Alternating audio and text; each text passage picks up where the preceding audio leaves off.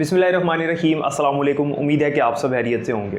आपको पता है कि सेकेंड ईयर के एग्ज़ाम्स चल रहे हैं और पंजाब बोर्ड ने मैट्रिक की जो रोल नंबर स्लिप है यानी 10th क्लास की वो भी अपलोड कर दी है और प्राइवेट कैंडिडेट्स डाउनलोड भी कर चुके होंगे अब तक, और रेगुलर कैंडिडेट्स को अपने स्कूल से रोल नंबर स्लिप मिल चुकी होगी। अब तक तकरीबन सबको मिल चुकी है।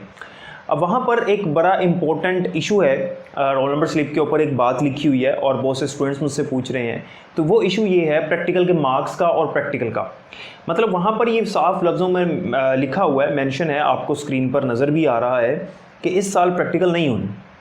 सेकेंड ईयर की रोल नंबर स्लिप्स और 10th क्लास की रोल नंबर स्लिप्स, इन दोनों के ऊपर मेंशन है कि प्रैक्टिकल नहीं होनी। और ये बात मैं आपको कई माह पहले, मतलब मेरा हाल 5-6 माह पहले बता चुका था कि इस साल प्रैक्टिकल नहीं होने। अब सवाल ये बच्चे पूछ रहे हैं कि सर अगर हमारे प्रैक्टिकल के एग्ज़ाम्स नहीं होने तो हमारे प्रैक्टिकल के मार्क्स किस तरह से लगेंगे। कुछ चैनल्स पे ये बताया जा रहा है बच्चों को और कुछ वेबसाइट्स पर ये बताया जा रहा है बच्चों को, इवन के कुछ टीचर्स भी ये बता रहे हैं, क्योंकि मुझे कुछ टीचर्स ने रब्ता किया और उन्होंने बताया कि हमने बच्चों को ये बताया हुआ है कि आपके जो मार्क्स आएंगे, फॉर एग्जांपल केमिस्ट्री का प्रैक्टिकल होता है, फिजिक्स का प्रैक्टिकल होता है, बायोलॉजी का होता है, कंप्यूटर साइंस का होता है। तो केमिस्ट्री के जो प्रैक्टिकल के मार्क्स हैं वो केमिस्ट्री के थ्योरी वाले पेपर की परसेंटेज को देखते हुए लगाए जाएंगे। ये टीचर्स बता रहे हैं बच्चों को, कुछ टीचर्स और कुछ वेबसाइट्स पर भी ये बताया जा रहा है। लेकिन एक्चुअली पॉलिसी क्या है वो मैं आपके साथ डिस्कस करने वाला हूँ और मैं एक्सप्लेन भी करूँगा आपको यहाँ पर कि किस तरह से वो पॉलिसी जो है बोर्ड ने बनाई है। पॉलिसी काफ़ी देर की बन चुकी है, वो मैं आपके साथ डिस्कस करने लगा हूँ।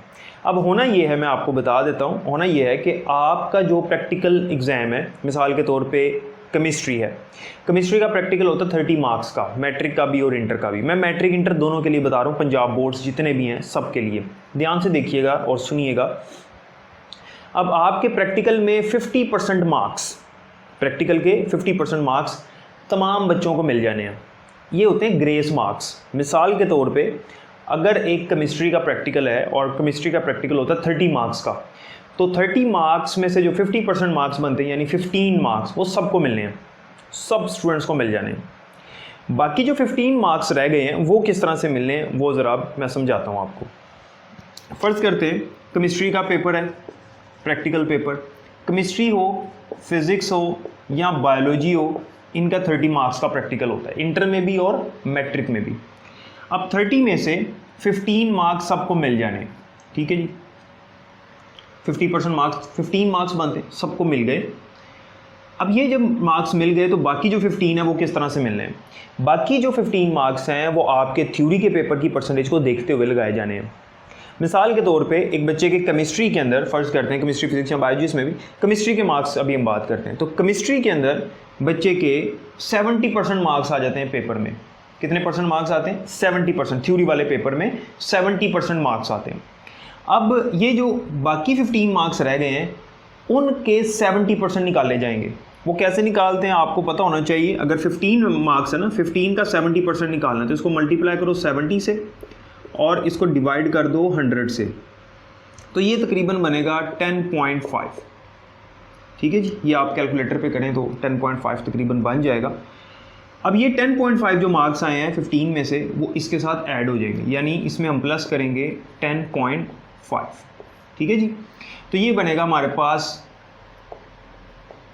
25.5। तो जिस स्टूडेंट ने 70% मार्क्स लिए हैं सब्जेक्ट में, थ्योरी के पेपर में, उसके प्रैक्टिकल में 25.5 मार्क्स लग जाने हैं। ये पॉलिसी है। इस तरह से अगर किसी ने 60% तो फिर आप यहाँ पर 60 लिखें और 60 का जो है ना फॉर्मूला लगाकर 60% निकालें। 15 की 60% कितनी बनती है उसको 15 के साथ ऐड करें, 15 सबको मिलें। अगर कंप्यूटर साइंस की बात करें तो कंप्यूटर साइंस का 50 नंबर का पेपर होता है प्रैक्टिकल, मैट्रिक में भी और इंटर में भी, तो उसमें 25 मार्क्स सबको मिल जाने हैं। ठीक है जी, उसमें 25 मार्क्स सबको मिल जाने। बाकी जो 25 मार्क्स हैं उसकी परसेंटेज देखी जाएगी। तो फर्ज़ करते हैं 70% अगर किसी के नंबर हैं तो 25 को आप मल्टीप्लाई कर दो 70 के साथ और डिवाइड कर दो इसको 100 के साथ। ये तकरीबन आपके पास बनता है 17.5। तो इसको अगर आप इसमें ऐड कर दो 17.5 को, तो ये कितना बनता है? ये तकरीबन बनता है 42.5। ठीक है जी, 42.5 मार्क्स लगेंगे अगर किसी के 70% मार्क्स आते हैं। किसी के अगर 50% आते हैं तो उस हिसाब से ये फार्मूला लगेगा।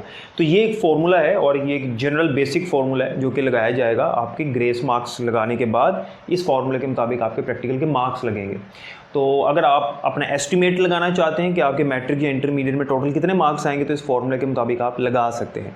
तो उम्मीद है कि अब क्लियर हो गया होगा और कोई भी कन्फ्यूजन बाकी नहीं रही होगी। अगर फिर भी कोई सवाल है तो आप पूछ सकते हैं, मैं भी उसको भी एक्सप्लेन कर दूंगा और आपके कमेंट्स का आंसर भी कर दूंगा। अपना ख्याल रखिएगा। अल्लाह ताला आप सबको कामयाब करे। अल्लाह हाफ़िज़।